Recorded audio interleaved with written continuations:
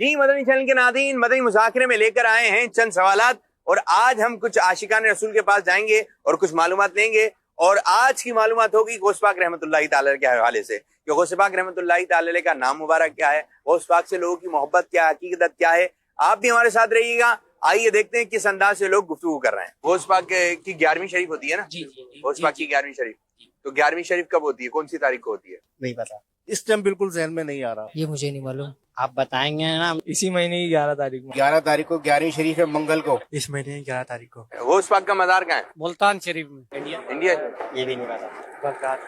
Baghdad شریف میں۔ Baghdad شریف میں۔ گنبد کا رنگ کیا ہے؟ رنگ ویسے اتنا اندازہ نہیں ہے، ہرا یاد ہے۔ لال ہوگا، اس کا زیادہ پتہ نہیں ہے۔ گرین ہے اور اس کے اندر تھوڑا سا یلو ہے، فیروزی کلر کا ہے۔ Sky colour.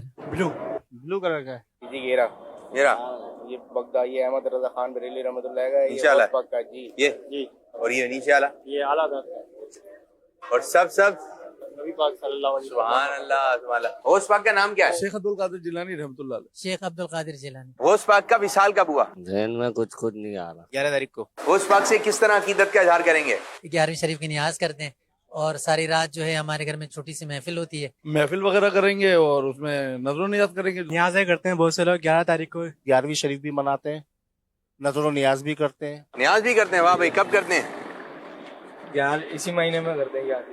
کچھ کہیں گے غوث پاک کے بارے میں؟ کارے غوثہ آتا ہے، وہ پیروں کے پیر ہیں، بڑی ہستی ہیں۔ غوث پاک کی ولادت زندہ باد۔ یہ ولیوں کے سردار ہیں، بزرگ ہیں ہمارے۔ ان کی طرز عمل پر اگر ہم چلیں گے تو انشاءاللہ عز و جل ہم نمازوں کی پابندی کر سکیں گے، باوضو بھی رہ سکیں گے۔ فیضان غوث اعظم جاری رہے گا، جاری رہے گا، جاری رہے گا۔ فیضان غوث اعظم تا قیامت جاری رہے گا انشاءاللہ۔ یہ ارشاد فرمائیے، غوث پاک سے محبت بہت ہے، لیکن غوث پاک رحمۃ اللہ تعالی علیہ، اب اتنے سارے بزرگان دین ہیں، کسی کا مزار بغداد میں ہے، کسی کا جنت البقیع میں، یہ کس طرح ذہن میں رکھیں اور غوث پاک رحمۃ اللہ تعالی علیہ کی محبت ہمارے دل میں مزید بڑھے، اس کے لیے ہمیں کیا کرنا چاہیے؟ ذرا ہماری رہنمائی فرمائیے۔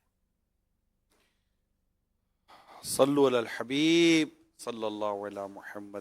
تو ماحول ہونا چاہیے جہاں غوث پاک رحمۃ اللہ تعالی علیہ کی سیرت پر عمل کروایا جاتا ہو، اور ماشاءاللہ دعوت اسلامی کا ایک یہ دینی ماحول ہے کہ اس سے وابستگی الحمدللہ ہمیں غوث پاک رحمۃ اللہ تعالی علیہ کی اداؤں کو ادا کروائے گی، اور غوث پاک رحمۃ اللہ تعالی علیہ جو سنتوں پر اور سرکار صلی اللہ علیہ وسلم کی اداؤں پر عمل کرتے تھے اور اداؤں کو ادا کرتے تھے، انشاءاللہ دعوت اسلامی کا دینی ماحول ہمیں ان اداؤں کو ادا کرنے والا بناتا ہے۔ صلو علی الحبیب صلی اللہ علیہ محمد۔ جی